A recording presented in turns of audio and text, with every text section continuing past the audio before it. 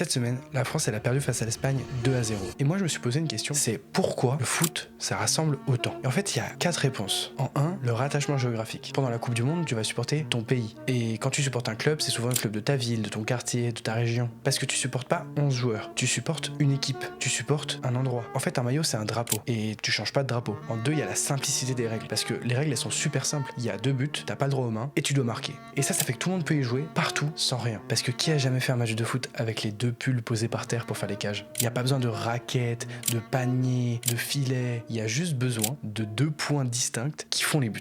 Il n'y a même pas besoin d'un ballon en vrai, parce que même une canette ça peut faire l'affaire. En 3, on a le hasard, parce que en soi, un match c'est très improbable. La preuve avec le match de cette semaine. Le foot c'est quand même le sport où le faible bat le fort le plus souvent. Et ton cerveau, il vit le match comme une roulette au casino. Il kiffe ça. Et les sites de paris sportifs, ils ont bien compris ça. Il y a la même montée de dopamine, la même excitation et la même addiction à l'incertitude. En 4, il y a la rareté. Au basket, on met en moyenne un panier toutes les 30 secondes. Dans la plupart des sports, on marque régulièrement. Au football américain, par exemple, il y a plus de temps mort que de temps de jeu. Et ça a designé les stades américains. Ça a même été un problème pour la Coupe du Monde. Au foot, chaque but, c'est un événement. Le score, il va peut-être bouger 1, 2 ou 3 fois pendant tout le match. Pour qu'un sport soit universel, il faut vraiment qu'il y ait du suspense, des émotions et 0 barrière pour pouvoir jouer. Et le football remplit toutes ces cases.